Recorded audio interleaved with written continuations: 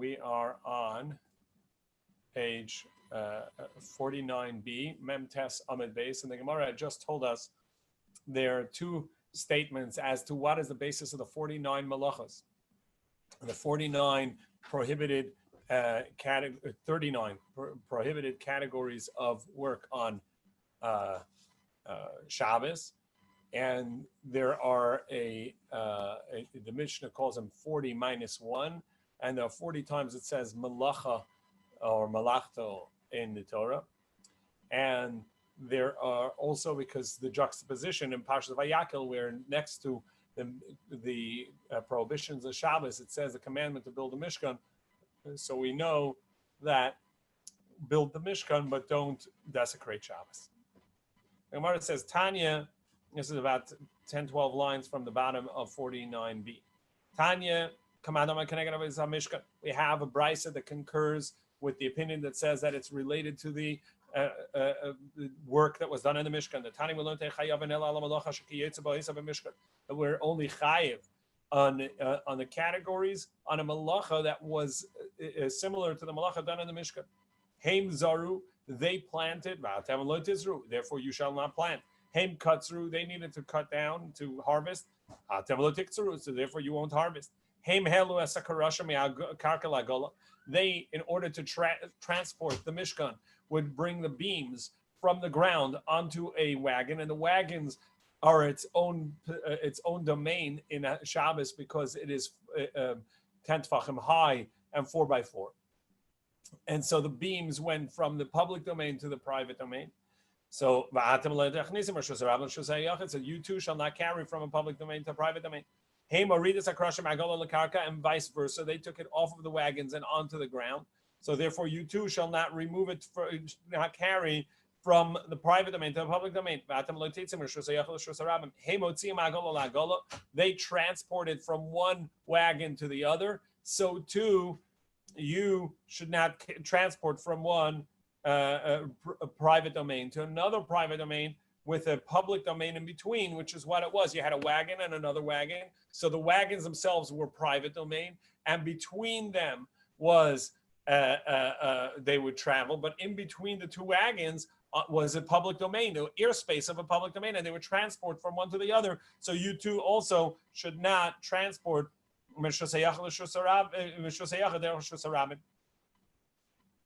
So Gemara says, Micah of it. It can't be just from a private domain to a private domain.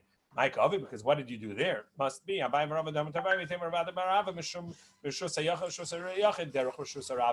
because you're doing it from a public domain, the private domain to a private domain through a public domain. The Gemara continues. Begizet Tzemer. So back in the Mishnah, we had seen that Gizet Tzemer, wool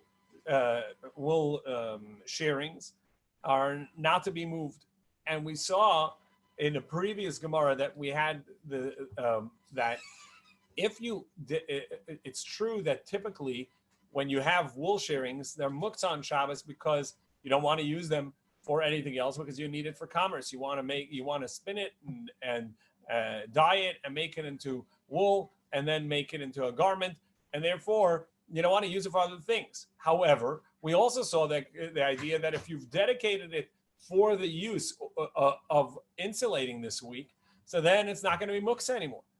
But the problem is that in our Mishnah, it doesn't seem that way, because our Mishnah says right after it makes this distinction and says that you can insulate with it, but you're not allowed to move it. It then says, and what do you do about the wool that's on top of the pot? You lift the pot cover and it falls off on its own. What's going on? I thought that once you've used it for insulation, it's no longer muktzah because you've dedicated for use on Shabbos. So that's going to be the conversation.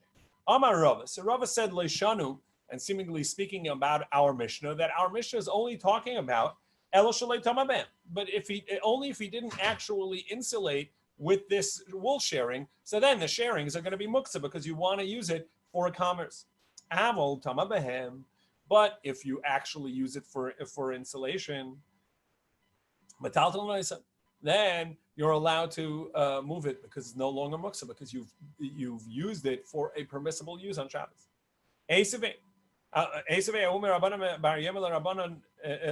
So one of the students that had come first day into the academy, that day he arrived and he asked a good question to Rav. He said, wait, in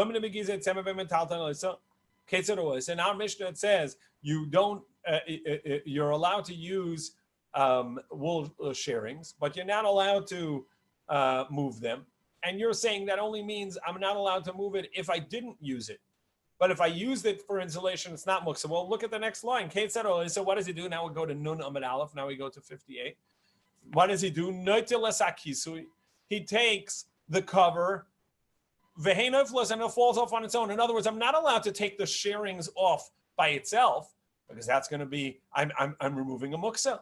I can't handle the muksa. So what I do, I take the lid and let the sharings fall off. I just take the pot cover off and the rest just falls.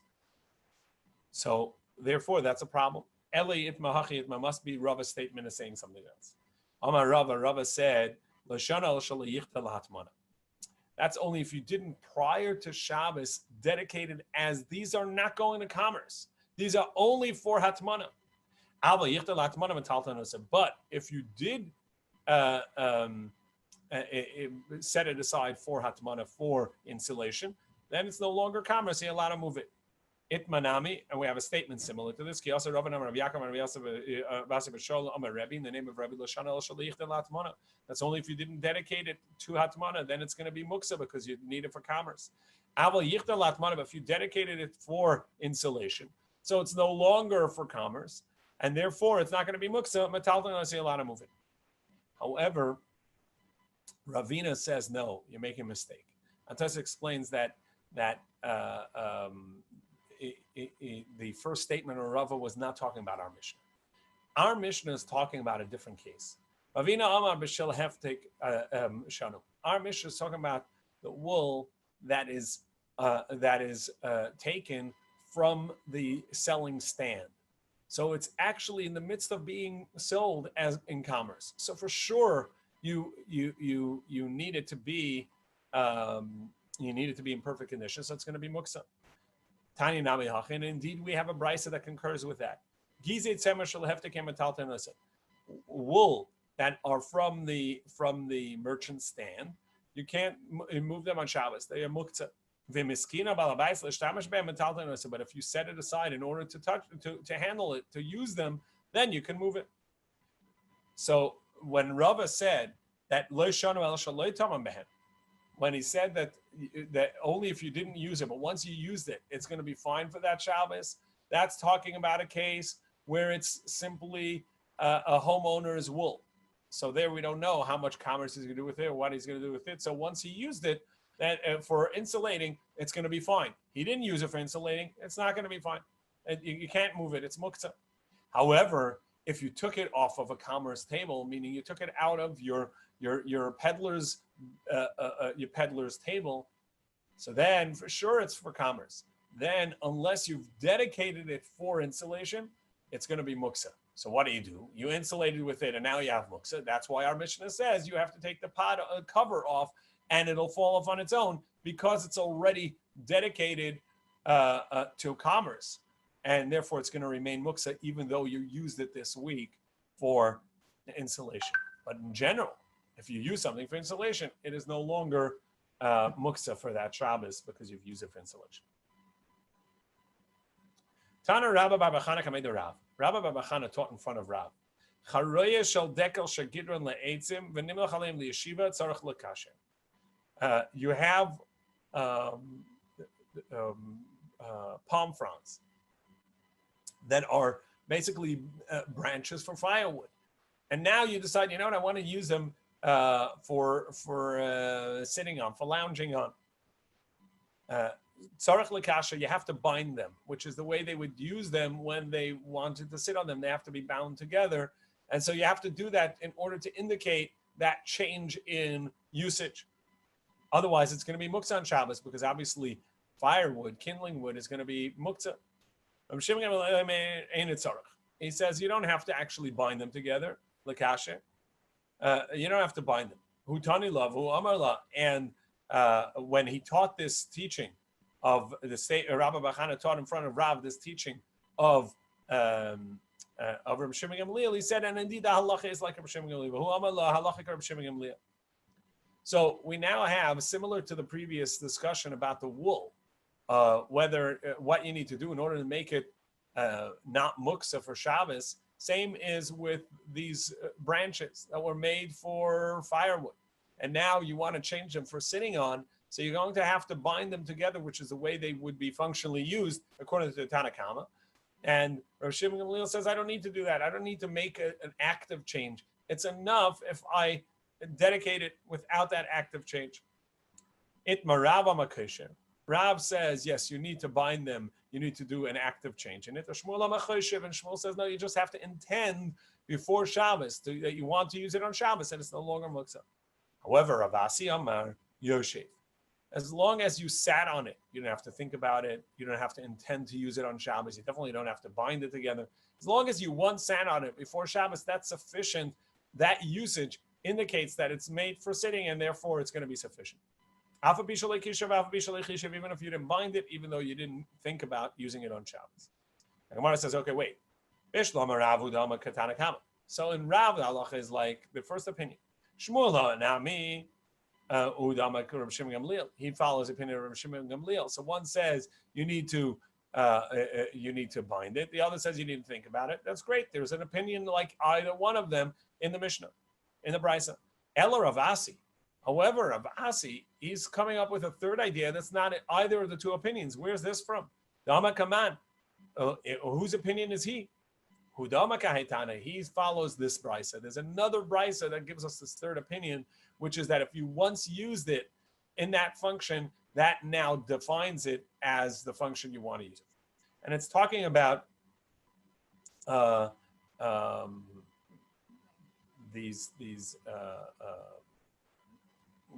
in the process of making linen. So they would beat the flax down and make strands, and then they would comb it, and then they would sometimes use it as a bandage. So the Tani we learned, you can use these bandages made out of wool and linen that are combed. So basically this cotton ball, but out of wool or linen that they would put on, and they would put an oil on it, which would then keep the wound moist and help it heal and protect it. So he said the first opinion says you can walk out with the bandage with these strands of this, let's call it a cotton ball, but they're either wool or linen, on your wound, as long as it has the oil on it. But and as long as they're bandaged, they have a wrap around it. However, if you did not put oil on it, and you didn't bind it, you cannot go out with them, because at this point it's not going to be considered dedicated to your wound, and therefore it's just a regular piece of unusable material. Now the Brisa continues. However, if you didn't do the things that indicate and dedicate it to as a bandage, but you wore it without the oil and without the wrap before Shabbos came in, even though you didn't do any of the things that we just said you need, the oil and the wrap, nevertheless, you're allowed to go out with it on Shabbos because you've already used it in such a context. So we see using something in the context of what you intend to do it, use it on Shabbos, or you don't intend, but in the context that would be permissible to use it on Shabbos, that makes it permissible because you've already defined its usage by your action. So we have a brisa from the bandages. We see this concept, and that is going to concur with Rabbi Yassi. Amar Ravashi Afanam Tanina. Ravashi said similar. We have another teaching like this. We are now on Nun Amid Aleph, about halfway down. Afanam Tanina. We also learned like this: Hakash Shal Gabi Amita, straw that's on a bed. Now, if you didn't intend to use it as your bedding, so now you have straw, that's muksa, it has no use. The only use that it could be is for a kindling. And Shabbos, obviously, you can't use kindling, and so it's going to be muksa. So what do? You can't shake it off with your hand. So you have to shove it off with your body, because that's a tiltum and atzad. That's a sideways or a different type, abnormal type of moving, and it's going to be permissible. That's kalach hayad. I use the word tiltum and atzad. That's not so accurate. Well, and when we get more into muksa, we'll see that that's the term we saw already. Tiltum and atzad is an active, proper movement, but secondarily through something else. So I'm carrying a tray that has muksa on it, for instance, and I tilt it off. That's a tiltum and atzad. And what we're talking about is you use your body. That's a kalach hayad. That's a backwards way of doing it. But if there's animal food on there,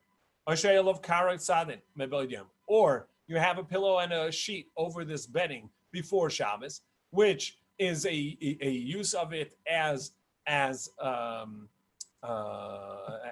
bedding prior to Shabbos. So now it's not a muktzah anymore because it's already bedding.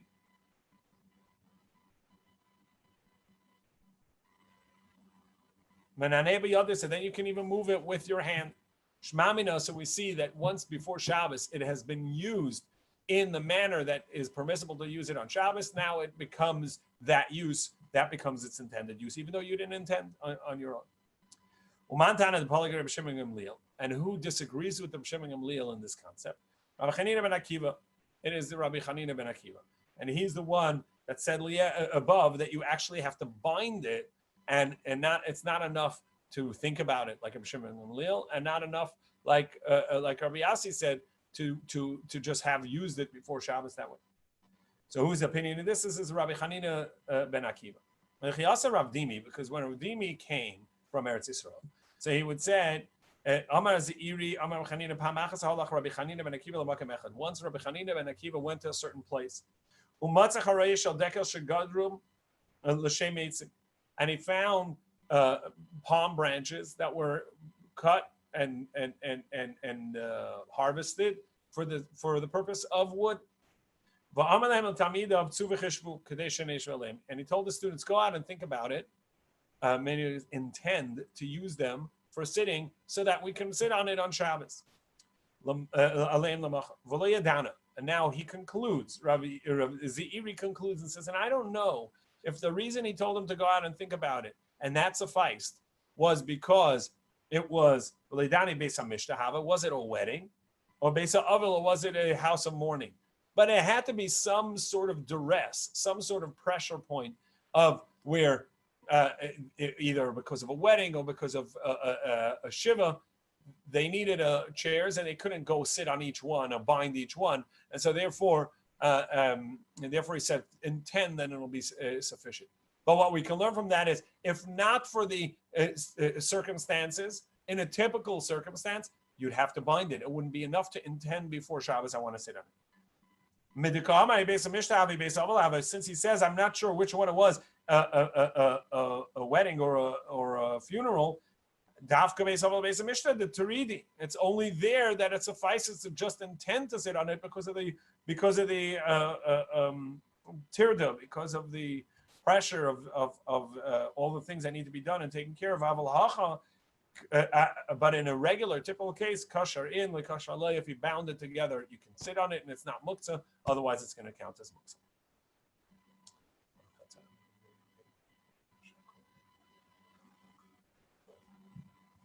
We're now the last wide line in Nun Amud Aleph. Amar of Yehuda machnes adam lekopasei afar v'oiseh bakol tzarkai. Another muktzah that you can dedicate for Shabbos. The halacha is that dirt, soil, is obviously muktzah. What are you going to do with it? It's lo chazal midi. You have no use for it, and anything that you would use is for planting and stuff. And so it's going to be muktzah. However, you're allowed to bring a bucket of dirt into the house with the intention of, if there's a spill or a mess, that you can put some dirt over it and then cover it. Their floors were made of the ground, and so if somebody if somebody spit or something else happened on the ground, you could just cover it by spreading some soil. However, if you didn't put it in a bucket and put it in a place, you just brought it in the center of the room and made a pile.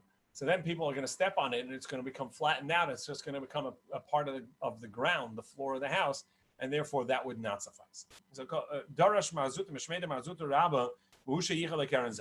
it's only if you set a corner for it, because this way people are not trampling on it, and you know that it's made as dirt that you're going to cover messes up with. This is like Rabbi Shimon Gamliel, who said that intent to use it is sufficient. The Ikar Rabbanan, because if it's the Rabbanan, you'd actually have to do something like its functional use, which means I'd have to take the soil and actually spread it. At that point, it's no longer usable. So there is no way to actually do it, and so you couldn't really dedicate it for Shabbos. It remains muksa. The Ikar Rabbanan, because you need an action.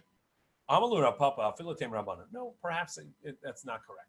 It could even be the opinion of Rabbanan. The Rabbanan only said you need to do an action when an action is possible and is something that's needed. And that's a part of the work, a part of the setting it up. So set it up. So if in order to sit on these branches, you can bind them and that would make it set and dedicated, fine. So there's an action to do. So do it. Only something that you have an action to do. But something that has no action to do with it, there's nothing you can do. What are you going to do? You're going to take some of the dirt and you're going to spread it in the house. You spread it in the house. That is in of itself the action that you want to do on Shabbos. You can't do that before Shabbos. So there is no preparing. So the only way to prepare is by intent, and that's going to work. The there you don't need it. So Gemara says Nema Katanoim. Let's say this itself is also a machlokas tanoim. That this matter, that this idea that if something that there is no way of doing an action to it, whether or not it needs an action still, and therefore you can't do it, or does intent work, since there is no action to do. It's not like the branches which you can bind together. So there's no action to do it, and therefore intent, saying I want to use this on Shabbos, is going to be sufficient. Name it Katanai. So let's say Hakol chafin es hakelim. You're with anything, you're allowed to wash your dishes. Any types of vessels with any types of soap. Their soaps are made out of natural materials. Chutz mikli kesef begartikun. However, you're not allowed to take silver and use some sort of wine sediment.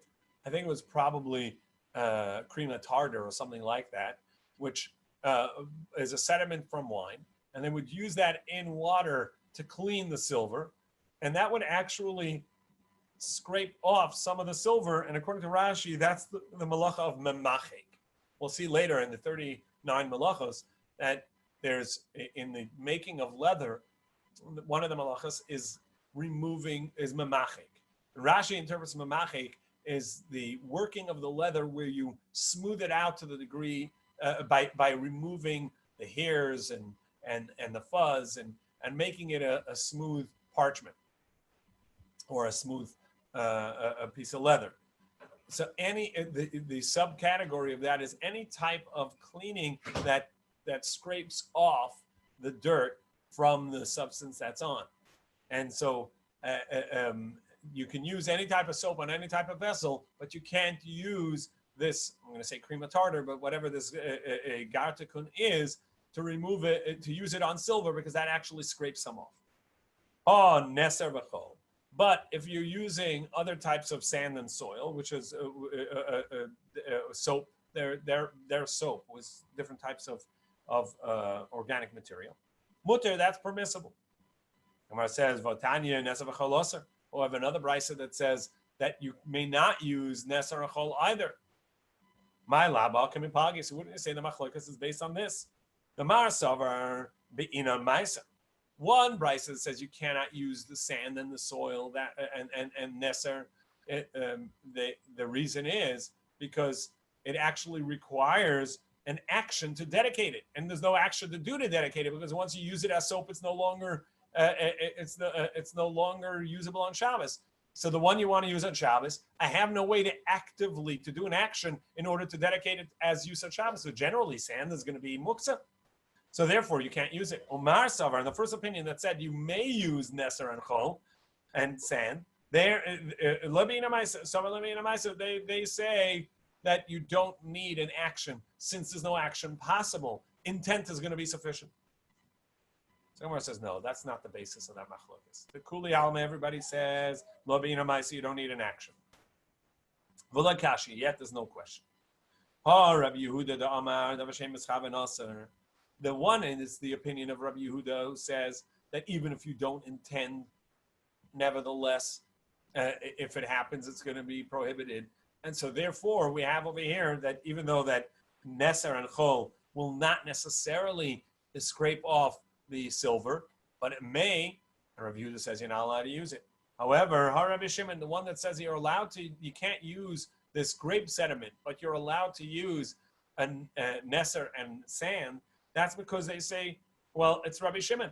And Rabbi Shimon is of the opinion that as long as you don't intend for the action to happen, and it's not absolutely going to happen, well, then it's permissible. So by the grape sediment on the silver, it's for sure going to do mamachik. It's going to scrape some off. You can't do it on Shabbos. But by the Neser and Chol, it's not necessarily going to do it. It may, but it also may not. So according to Rabbi Shimon, it's permissible. But Maya came to the Shari. So what do you say? It's permissible according to Rabbi Shimon. Rabbi Shimon, look at the end of the brisa that says it's permissible. Even though that you're allowed to clean your vessels with the sand and the nitrate, the Neser, but you're not allowed to clean your hair with it. Now, but according to Rabbi Shimon, it should be permissible. What are you afraid of? That some of my hairs may come out? It's not what I'm intending to do. It's not for sure going to happen. So it should be permissible. The Tanan, as we learned, Nazir, and we now turn to 50b, Nun Amid base. And Nazir, the halacha is not allowed to cut off any of his hair. He's not allowed to pluck his hair either.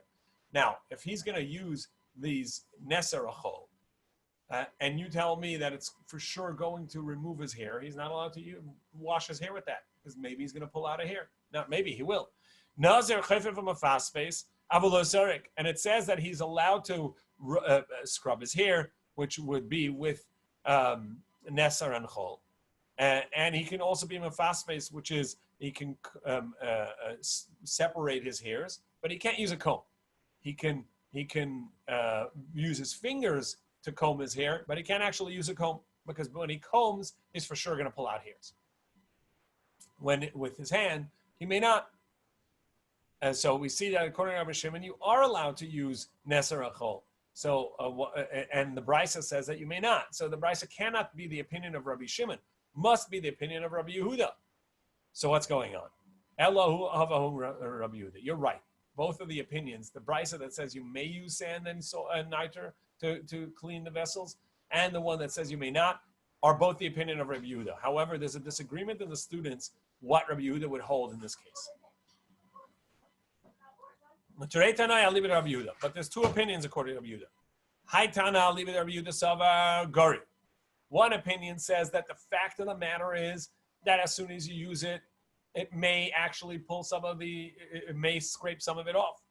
Hai Tana, leave it Rabbi Yehuda Savar Loigar. The other one says no, it actually doesn't pull it any off, and therefore there's no problem using it. But you don't have to be concerned about it, because it's not something that's going to happen, but you don't intend. It actually won't happen. It's not likely to do so. So you say this is the opinion of Rabbi Yehuda. Ema Seifa. Look at the end, because it says at the end, even though he may not wash his hair with it, but he's allowed to wash his face and his hands and his feet. Wait, wash his face? He's got a beard, and that'll tear out the hairs as well. So if you say that it's the opinion of Rabbi Yehuda, so why can't he wash his hair? Why can't he wash his hair, but he's allowed to wash his face? Could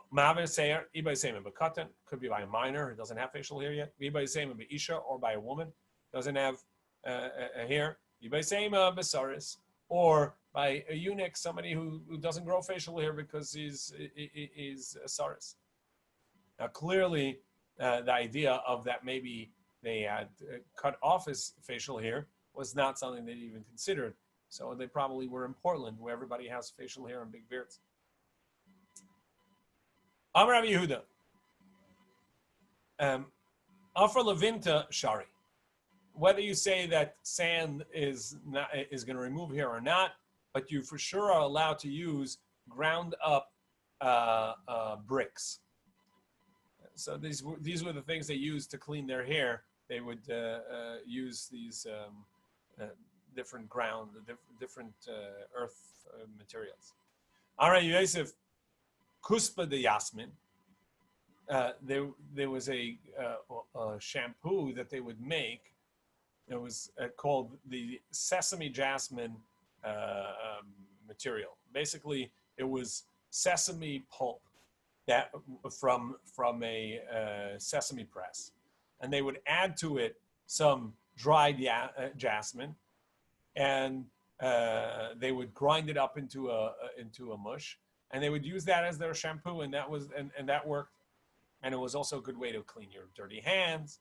So that's permissible on Shabbos, and we're not worried that it's going to remove hairs. Amar Rava Afa Palpali Shari, also ground black pepper. Amar Sheshes Barda Shari. You can wash your face with barda. I think that means hailstones. So the Gemara said no. The Gemara says, what is barda? The Gemara asks, what is this barda?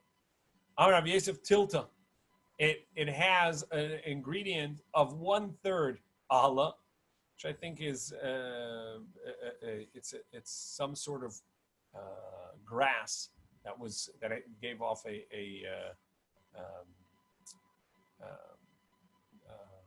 oil. So Allah, v'tilta asa, and a little bit of a third of hadassim, v'tilta sigli, and a third viola, type of leaf. But Rav Yosef says it has to have a third and no more of this Allah, because otherwise, if you have more of it, it will actually pull out hairs. No, it doesn't make a difference if it's a third or more. It can even be up to 50%, 49%. Allah is also fine.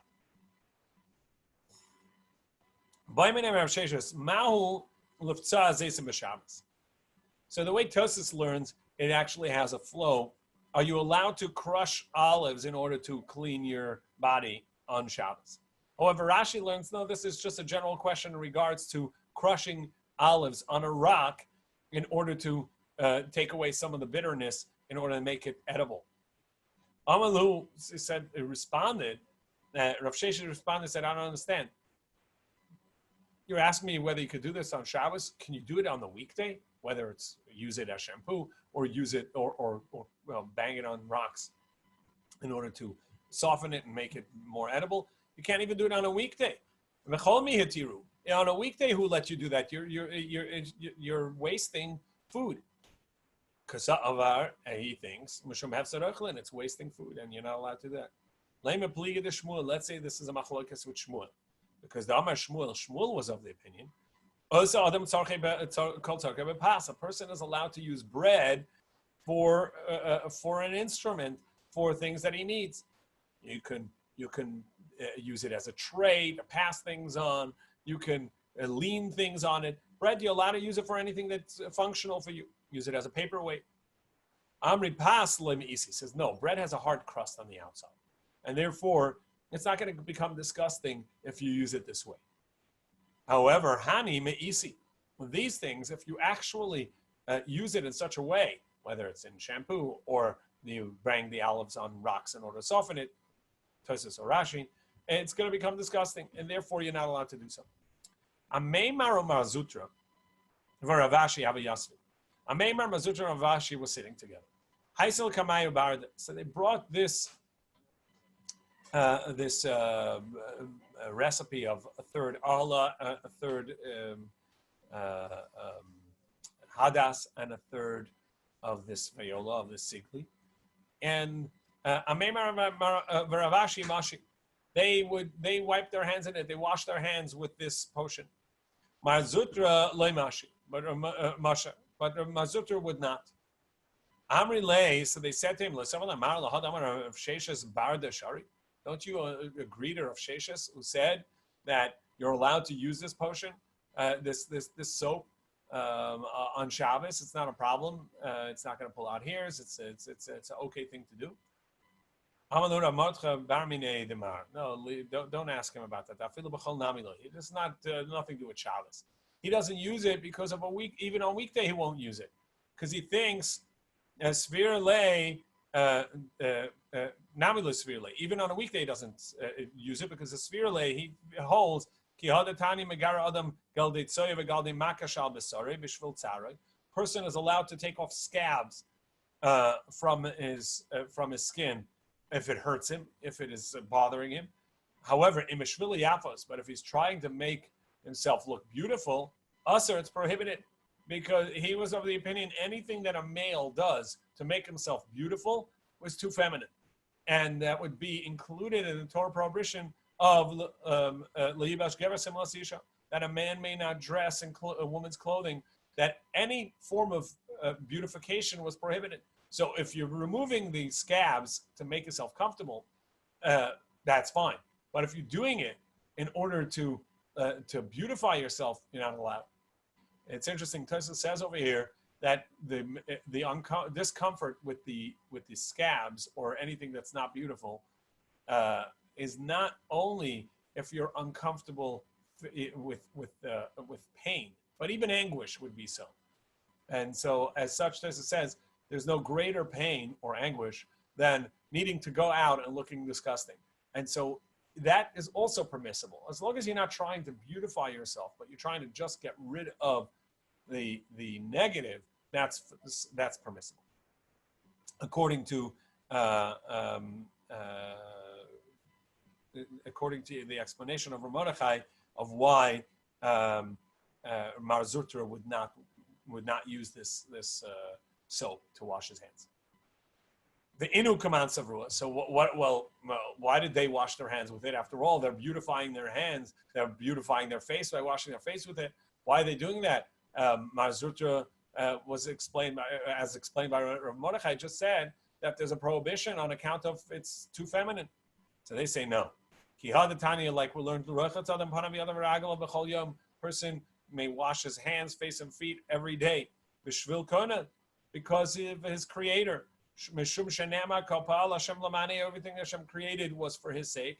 So you are the handwork of Hashem. Make yourself beautiful as in a spiritual way. That's a beautiful thing to represent a beautiful self as someone who is the creation of Hashem, and with the purpose of living, of connecting with Hashem.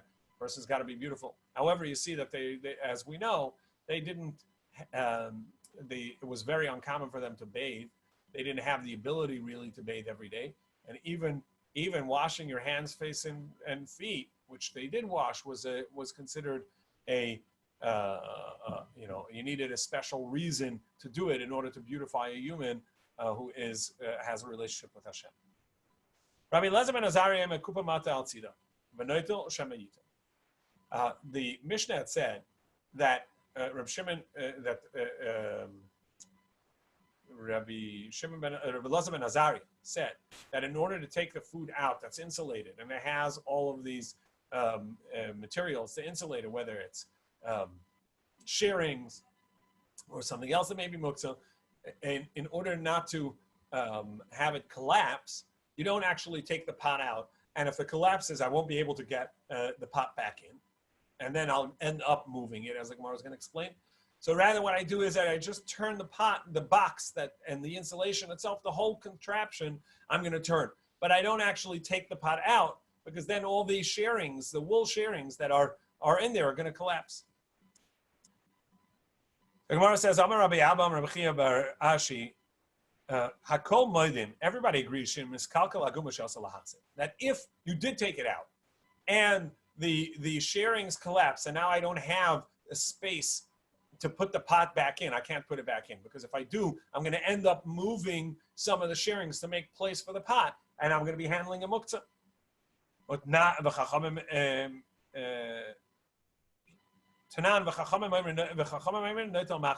However, we have a brisa that says, the Mishnah that says that the Chachamim say I'm allowed to put it back. Hey Chidami, what's the case that the Mishnah says I can put it back? If it's still all in place, I slid the pot out, and all of the sharings, everything remains stationary, and there's still that opening where I could just put the pot right back in. Great. So then the Chachamim are right. What's the problem? Why shouldn't I be able to put it back in? The Rabbanan are right. They say you can put it back in because why not? After all, it's still standing as it was. Rather, what you're going to tell me is even though it collapsed, the Chachamim say I'm allowed to put it back. The Gemara says, you're right. It did not collapse, and that's why the Chachamim say you're allowed to put it back. So then why does Rabbi Elazar ben Azariah say you may not put it back? The concern is, if you take it out and you put it back, when it does collapse, will you just ignore it, or will you try and fix it? The Rabbi Elazar ben Azariah says, I'm afraid that maybe it'll collapse, and then you're going to move it. And the Chachamim say, no, we're not concerned about that. Right now, you can put it back, you can put it back. Amar Avuna. We're going to get into other things that may cause a muksa, but if the space was made beforehand, it's going to be okay. Now, this particular thing is where I'm jamming something into to another substance, and if I pull it out and put it back in, now I've made a space that's usable. So the first case is they used to bring to noblemen, they would bring like a flower pot with some herbs and spices in it, and it was in soil, and they would stick it in the soil. So they'd stick a stalk of hadassim in there, of myrtle, and they would stick a stalk of maybe rosemary in there, and a stalk of some maybe a rose, and they would bring it around to the nobleman, and they would pull it out, smell it, wonderful, and they would put it back in. So when you stick it in the first time, so it's pretty compact. When you pull it out, you are moving the soil around there, whether that's a muksa, which is a rabbinic prohibition of you're moving a muksa item, or is it a Torah prohibition of digging a hole where you're going to plant something back in there that'll keep it moist. Either way, there's going to be a problem here, and you're not allowed to do it. However, if you stuck it in before Shabbos, pulled it out before Shabbos, and stuck it back in, now that hole is an easy slip in and out hole, and you're allowed to do it. So the Chacham said, Amar Avuna, Haisli Kusta, Datza Shalfa Vahada Datza. So if he stuck it in, pulled it out, and stuck it back in, Sharia, it's going to be permissible. V'ilav, but if you only stuck it in once and didn't pull it out and stick it back in, then Aser, it's going to be prohibited, because right now when you pull it out, it's going to make the hole bigger. It's going to move the soil around it. Amar Shmuel, Shmuel says similar to that. Hai Sakina the Beini Urva, Datza Shalfa Datza. They would take their knives. Where would they keep their knives? So some of you are familiar with a knife stand, which basically has slits in a piece of wood, and you stick your knife in there and keeps it safe. But they didn't have that. So what they would do is, in their walls, between the bricks or in the cement, they would stick a knife in, which would be a safe place for it. And that would sort of be the sheath for the knife. So if you stuck it in once before Shabbos, you can't take it out. But you stuck it in, pulled it out, and stuck it back in, so then it's going to be permissible. Datza shalfa v'hadar datza shari v'ilav aser, if not, it's prohibited. However, if you're sticking it in, so in a palm tree, so when the branches are still young, they're very tight together. So if you stick it in between the branches, that's going to be permissible, because there you're not making a bigger hole, or it's just you're sliding it in and you take it out. Amalei Rav Mordechai l'Rava, Maser Rav Katina to Yufta. Rav Katina asked the contradiction, which is a question. Somebody who takes either a radish or a turnip, and he wants to keep it fresh. So the way they would keep their produce fresh is they would keep it underground because that would maintain its moisture, and it was cold. So you take your turnip or your radish, and you make a little hole in the ground. You stick it in and put soil around it. When you want to pull it out on Shabbos, the soil that's around it is actually going to fall off, and that dirt is muktzah. But nevertheless, as long as the head of your radish or the head of your turnip is visible, so you can hold on to that and pull it off, and the rest of the dirt falls off on its own, and that's going to be okay. That's going to be the Shabbos thing. It's also not going to be considered replanting because you're just storing it there, and therefore it doesn't count as if you're mixing the seeds in a vineyard, you're putting in a vegetable, or it's not going to count as it's replanted and you don't have to tithe the produce again because it's the old produce. It didn't regrow. So underneath the vineyard, as long as some of the branches and some of the grass is uncovered, it's not a concern. And we go to 51a now, nun aleph amid aleph. Lo mishum kalayim, it's not a mixing of seeds. Lo mishum shavias, it's not shemitah produce because it's not really growing now. You're just it's not growing in the 7th year. You're just leaving it there to store. Lo mishum ma'aser, and you don't have to retithe. V'nitalim Shabbos, you're allowed to take it on Shabbos. You see, we're not concerned with something falling off on its own. To Yufta, indeed, this is a contradiction. We see that if it just falls off on its own, it's not a problem. Tomorrow we'll start from the Mishnah.